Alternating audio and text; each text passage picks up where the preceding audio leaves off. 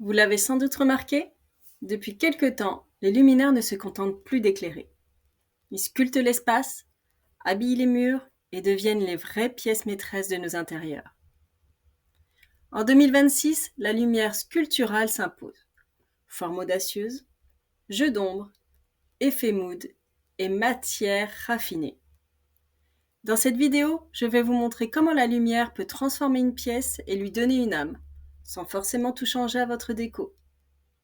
Je suis Laetitia Benoît, décoratrice d'intérieur, et chaque semaine, je vous partage des inspirations concrètes pour créer un intérieur à la fois beau, fonctionnel et inspirant. Alors installez-vous, on allume les projecteurs.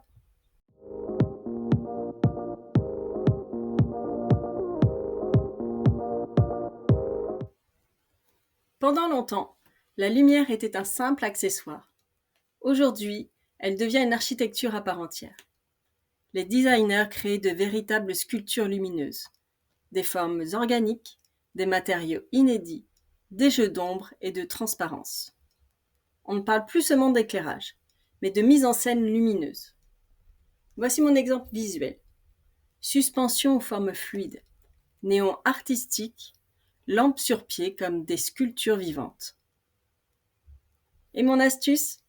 Pensez votre lumière comme un volume, pas comme un simple point lumineux.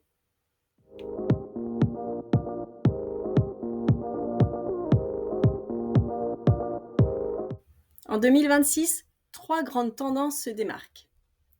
La lumière organique, des formes courbes, des matériaux naturels comme le lin, le papier japonais, le rotin tressé. Elle diffuse une lumière douce et vivante.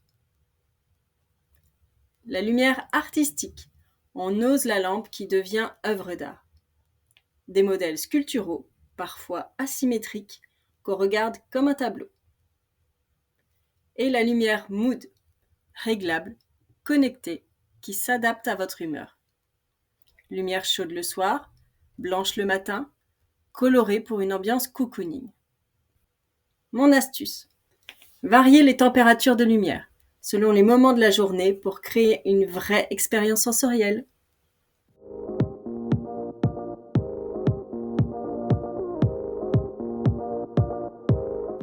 Chaque pièce a sa propre identité lumineuse. Dans le salon, multipliez les sources. Lampadaires, liseuses, suspensions, guirlandes. Cela crée de la profondeur. Dans la chambre, misez sur une lumière douce, indirecte. Les appliques ou lampes de chevet en tissu filtrant sont parfaites. Dans la cuisine ou le bureau, choisissez une lumière plus fonctionnelle, orientable, mais avec un design élégant. Mon astuce déco : mélangez toujours lumière directe et lumière diffuse. C'est le contraste entre les deux qui donne du relief et sculpte vos volumes.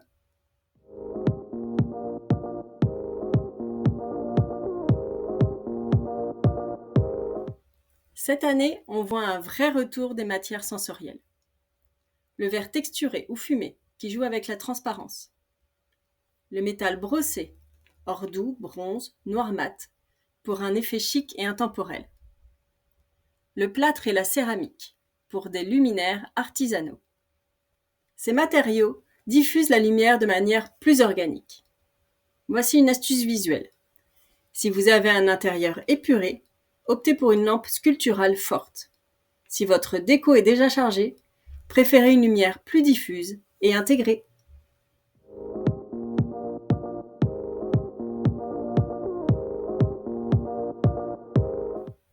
Ce qui fait la magie de la lumière sculpturale, c'est l'ombre. Utilisez vos lampes pour dessiner sur les murs. Une suspension ajourée projette des motifs. Un abat-jour en papier crée une douceur presque poétique. Un ruban LED derrière un meuble crée une aura lumineuse.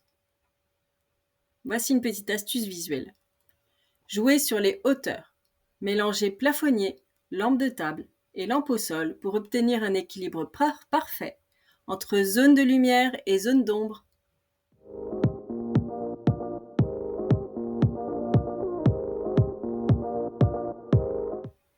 La lumière, c'est aussi une émotion. Elle apaise, dynamise, inspire. Une lumière douce favorise la détente. Une lumière chaude crée une atmosphère conviviale. Et une lumière plus froide stimule la concentration. Mon astuce, testez la lumière à différents moments de la journée. Observez comment elle modifie la perception des couleurs et des volumes chez vous. Vous l'avez compris, en 2026, la lumière devient un art vivant. Elle ne se cache plus, elle se montre. Et si vous cherchez à transformer votre intérieur sans gros travaux, commencez par là, changez la lumière. Elle révélera votre déco et peut-être une nouvelle atmosphère de vie. Et vous, quelle est la lampe ou la lumière qui vous inspire le plus chez vous? Dites-le moi en commentaire, j'adore lire vos idées. Si cette vidéo vous a inspiré, pensez à la liker, à vous abonner et à consulter mon guide gratuit sur les 5 erreurs déco à éviter. Le lien est juste en dessous dans les commentaires épinglés. Et on se retrouve très bientôt pour de nouvelles inspirations déco.